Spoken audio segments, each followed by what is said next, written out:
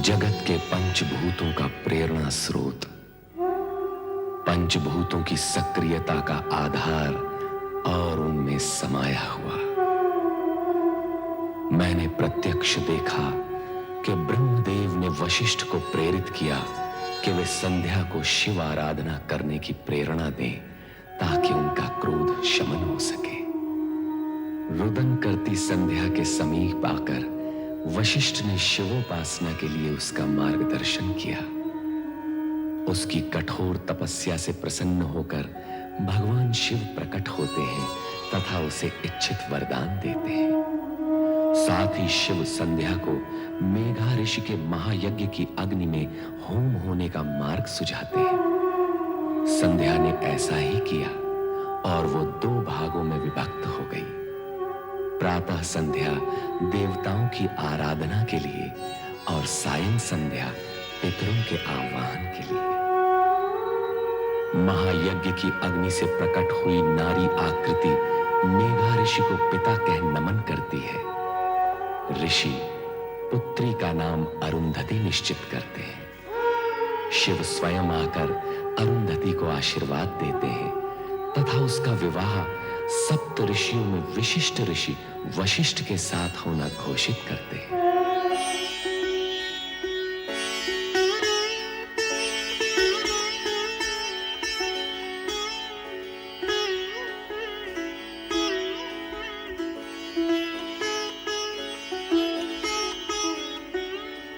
देवी अरुंधति, मेरे जीवन में आनंद की फुहार बनकर आई हो तुम, हर्ष की वर्षा बनकर आई हो तुम, और उससे भी पहले श्रद्धा और भक्ति का सगुण रूप हो तुम। वो रूप पाने के लिए जो कष्ट तुमने सहे हैं, उनका वर्णन करना असख्य है।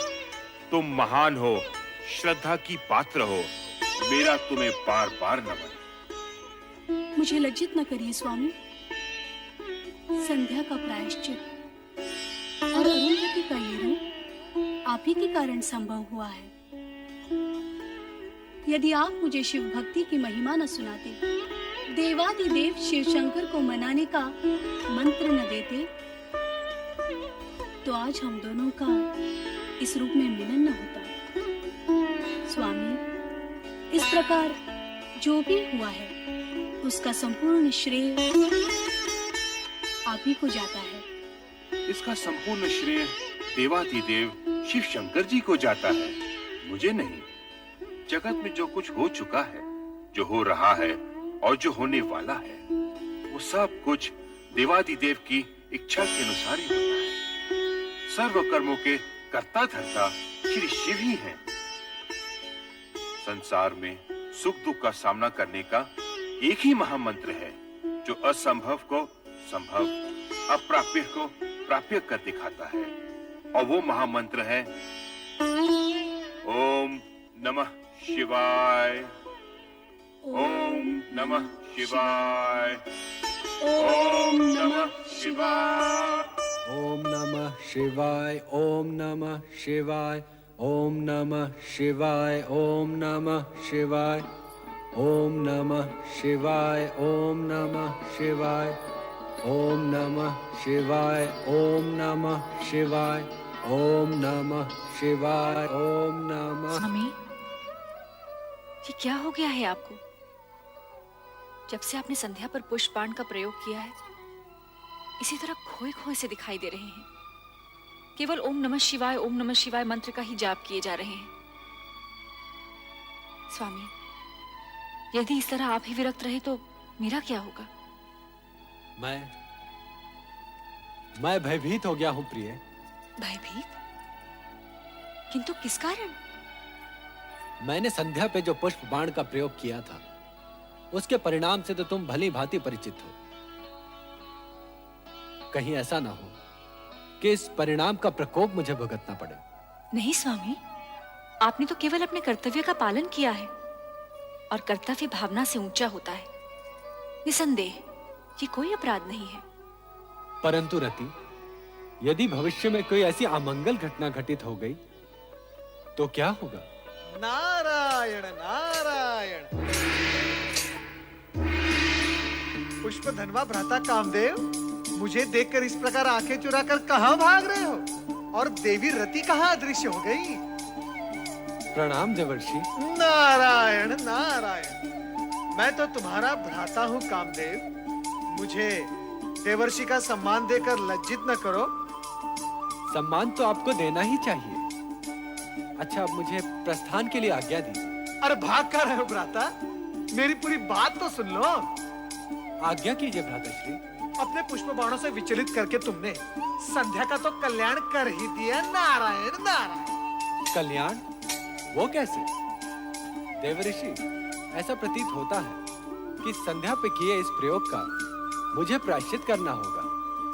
नहीं कामदेव, तुम्हारे इस पुष्प बाण के प्रयोग से संध्या का यज्ञ में पुनर्जन्म हुआ है।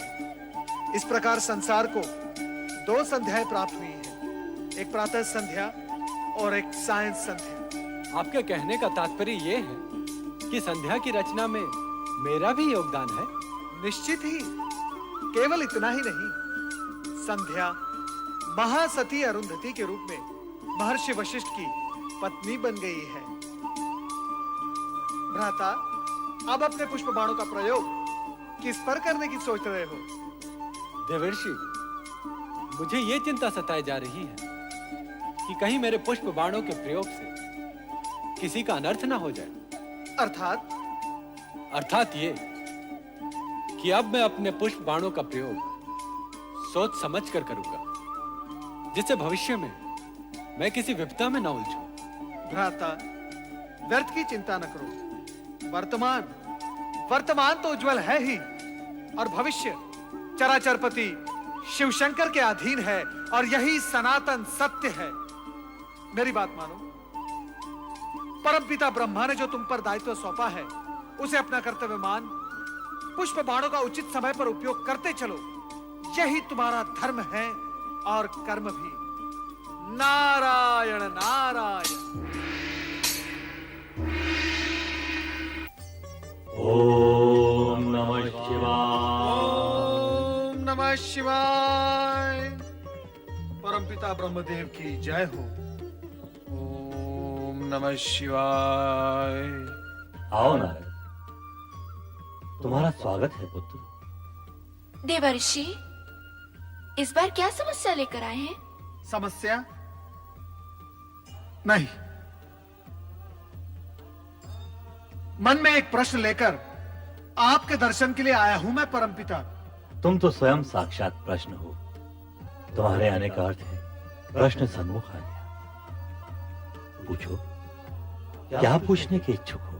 मैं अभी अभी भ्राता कामदेव से मिलकर आ रहा हूं। संध्या प्रकरण के पश्चात वे अत्यंत विचलित रहने लगे हैं। अब वे अपने पुष्प बाणों का उपयोग करने से भयभीत होते हैं। ये उचित ही है नारद। उस समय तो कामदेव किसी तरह बचकर भाग निकला, किंतु अब उसे बहुत सोच समझकर अपने पुष्प बाणों का प्रयोग करना होगा। कामदेव को विवेक से अपनी शक्ति का प्रयोग करना चाहिए। आप सत्य ही कह रही है देवी सरस्वती, परंतु कामदेव ने अपने पुष्प बाणों का जो प्रयोग संध्या पर किया था, वो तो शुभ ही रहा।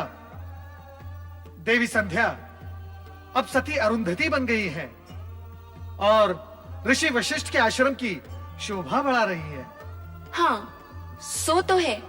भगवान शिव के प्रत्येक कार्य का उद्देश्य उत्तम होता है, चाहे कुछ समय के लिए वो दुखदायी ही क्यों ना दिखाई दे। देवी, मेरे पहले प्रश्न का समाधान तो हो गया, परंतु दूसरा प्रश्न? दूसरा प्रश्न क्या है, वो भी पूछ लो। आपकी पौत्री, मेरी भतीजी दक्ष पुत्री सती बेचारी अपने पिता की इच्छा के विरुद्ध शिव आराधना कर रही है, उसका क्या होगा? शिव आराधना का परिणाम तो कल्याणकारी ही होता है। इस विषय में कभी कोई शंका मन में मत लाओ नारद। परंतु आप भ्राता दक्ष को समझाते क्यों नहीं कि सती की शिव भक्ति का विरोध करना छोड़ दे? ये असंभव है नारद। दक्ष अपना स्वभाव कभी नहीं छोड़ेंगे। अर्थात सती को अपने तप के बल पर ही पिता के विरोध का सामना करते हुए अपना अभीष्ट प्राप्त करना होगा। हाँ नारद, जो हो रहा है शिव की इच्छा से हो रहा है। तुम इस विषय में चिंता करना और प्रश्न उठाना छोड़ दो। ओम नमः शिवाय। नमः शिवाय। ओम नमः शिवाय। सर्वेश्वर भोलेनाथ, क्या मेरी आराधना में कोई त्रुटि रह गई है या आप मेरी धैर्य की परीक्षा ले रहे हैं, ये मैं नहीं जानती। किंतु स्वामी, आप मुझे शीघ्र ही दर्शन दीजिए।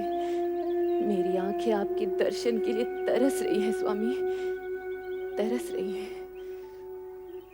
ओम नमः शिवाय। शिव शिव शिव शिव शिव शिव शिव। ओम यहाँ तो किसी की परीक्षा हो रही है और किसी की परीक्षा और आराधना में विघ्न डालना उचित नहीं है नारद।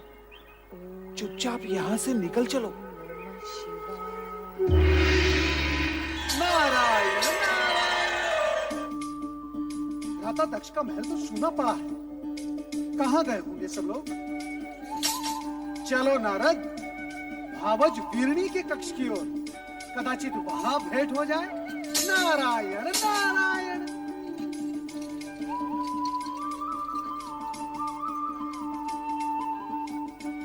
नारायण नारायण। प्रणाम भावज वीरणी, अपने देवर नारद का प्रणाम स्वीकार करें। विराजिए देवर्षि। नारायण नारायण। मैं आपके लिए केवल देवर हूँ, देवर्षि नहीं। और ये क्या भावज, आप चिंता में डूबी हुई हैं? मुझे किस बात की चिंता है देवर जी? बस सती के बारे में सोच रही थी। सती? पता नहीं उसकी तपस्या कब सफल होगी। नारायण नारायण। भावज, सती तो शक्ति का अवतार है। शिव जी को उनकी प्रार्थना स्वीकार करनी ही होगी। अब उनकी प्रार्थना स्वीकार होने में अधिक समय नहीं लगेगा। सच कह रहे हैं देवर जी। क्या आपको अपने देवर से असत्य की अपेक्षा है? मैं तो असत्य से भागता रहता हूँ और भक्ति और जन कल्याण के मार्ग पर चलता रहता हूँ। ये क्या भावज, आप फिर सोच में डूब गई? क्या करूं, आपके भ्राता और मेरे स्वामी का रूखा व्यवहार देखकर तो कभी कभी भय लगता है। उनके रूखे व्यवहार की आपने अच्छी कही। उनका तो जन्म ही परमपिता ब्रह्मा जी के पैर के अंगूठे से हुआ है। वो तो हर भली वस्तु को ठोकर मारने की सोचते रहते हैं। नारायण नारायण। और भगवान शिव जी का नाम लेते ही वो शिव शिव शिव शिव। भगवान भोलेनाथ उनको सद्बुद्धि दें, इतना ही मैं कह सकता हूँ। महाराज की जय हो। लो, जिनका नाम लिया वो पधार भी गए। अब मैं चलता हूँ। ठहरिए ना देवर जी, तनिक आप ही इन्हें समझाइए। शिव शिव शिव शिव शिव। क्या ये हठी जीव समझाने से समझने वाले हैं? नारायण नारायण। अरे नारद जी, आप? नारायण नारायण। भ्राता नारद कहिए ना भैया। आपके मुख से भ्राता शब्द सुनने के लिए ही तो मेरा आगमन यहाँ हुआ है। कहिए भ्राता नारद, कैसे हैं आप? तो चारों ओर भ्रमण करते रहते हैं। आपने हमारी शिव की धुन में खोई बेटी को भी कहीं देखा होगा। अब आप ही बताइए, क्या एक राजकुमारी को ये पागलपन शोभा देता है? आप उसे समझाते क्यों नहीं कि वो ये बचपना छोड़ दे? अब वो विवाह के योग्य हो गई है। नारायण नारायण। वो विवाह के लिए ही तो शिव आराधना कर रही है। क्या आप इतना भी नहीं समझते? उसकी आराधना सफल होगी, भगवान भोलेनाथ के साथ उसका विवाह होगा। इसमें आपको संदेह क्यों हो रहा है? नारायण नारायण। नहीं, मैं ऐसा नहीं होने दूंगा। मैं ये अनर्थ नहीं होने दूंगा। नारायण नारायण। भावज, आप क्यों व्याकुल हो रही हैं? होगा वही जो भगवान शिव शंकर को स्वीकार होगा। नारायण नारायण। मेरी सती का क्या होगा? क्या होगा मेरी सती का? मेरी सती का क्या होगा? मैं तुम्हें एक नहीं अनेक बार समझा चुका हूं कि सती को शिवाराधना साधना करने से रोको। उसे समझाओ महारानी कि वो अपने मन में शिव के प्रति इतनी निष्ठा भक्ति जगाकर अनर्थ ना करे। जो स्वयं अपने होने का अर्थ जानने के प्रयास में लगा हो, वो कोई अनर्थ कैसे कर सकता है? और रही बात सती को शिव की आराधना उपासना करने से रोकने की, तो स्वामी, आराधना, उपासना, निष्ठा, ये तो मन की भावनाएं होती हैं, और भावनाओं पर भला कोई कैसे अंकुश लगा सकता है? ये सब कहकर तुम हमारी अवज्ञा कर रही हो महारानी। मैं ऐसी धृष्टता कैसे कर सकती हूँ? धृष्टता? धृष्टता नहीं तो ये हमारी आज्ञा का पालन भी नहीं। महारानी, माँ होने के नाते अपनी संतान का शुभ अशुभ सोचना तुम्हारा कर्तव्य है, तो पथ भ्रष्ट होने पर उसे उचित मार्ग दिखाना तुम्हारा धर्म भी है। आप संभवतः उचित कह रहे हैं स्वामी, परंतु हमारी सती ना तो कोई अशुभ कार्य कर रही है और ना ही वो पथ भ्रष्ट हुई है। वो वही कर रही है जो उसके ज्ञान के अनुसार उचित है। तुम्हारा तात्पर्य है कि सती इस योग्य हो गई है कि उसे ज्ञान अज्ञान का बोध होने लगा है? नहीं महारानी, नहीं। तुम्हारी ये सब बातें बुद्धिमता का परिचय नहीं दे रही। मैं आपके समान बुद्धिमान नहीं स्वामी, किंतु इतनी बुद्धिहीन भी नहीं कि तुम्हारी बुद्धिमता के दर्शन तो इसी सत्य में हो रहे महारानी कि अपनी अन्य युवा कन्याओं की अपेक्षा तुम्हें केवल सती की चिंता अधिक रहती है। तुम्हारी ममता, नेह, स्नेह सती के प्रति अधिक है। ये आपका भ्रम है स्वामी, सत्य नहीं। शरीर को अपने प्रत्येक अंग से एक सा मोह होता है, पुष्पमाला को अपने प्रत्येक पुष्प से एक सा स्नेह होता है, मुझे भी अपनी हर संतान से एक सा। शब्दों को उपमाओं द्वारा अलंकृत करने की योग्यता तो तुम में है, ये मैं जानता हूँ महारानी, परंतु क्या तुम मुझे ये बताओगी कि सती के लिए शिव आराधना ही क्यों आवश्यक है? मैं कहता हूँ कि शिव की अपेक्षा श्री हरि विष्णु जी की आराधना भी तो हो सकती है। हो सकती है, परंतु केवल श्री हरि विष्णु की आराधना करने वाला शिव जी का प्रिय भक्त नहीं हो सकता। उसी प्रकार शिव जी की आराधना करने वाला श्री हरि विष्णु का परम भक्त नहीं हो सकता। श्री हरि विष्णु और शिव जी दोनों ही एक दूसरे के पूरक हैं। इस हेतु श्री हरि विष्णु की उपासना करने वाले पर भोलेनाथ सदा प्रसन्न रहते हैं, और अजर अमर सदाशिव की उपासना करने वाला श्री हरि विष्णु की कृपा का पात्र होता है। महारानी, हमने तुमसे सती के मन में विवेक जगाने की बात कही थी, और उत्तर में तुमने ज्ञान भक्ति का पूरा अध्याय सुना डाला। परंतु एक सत्य ध्यान पूर्वक सुन लो महारानी, कि हम सती की शिव भक्ति का विरोध करते हैं और करते रहेंगे। हम उसका गुणगान कभी नहीं सुन सकते।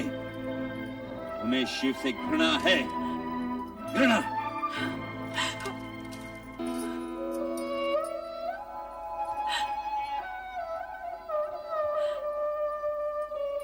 शिव से घृणा और स्नेह करना मनुष्य के वश में नहीं होता, वो भी केवल शिव की इच्छा पर ही निर्भर होता है।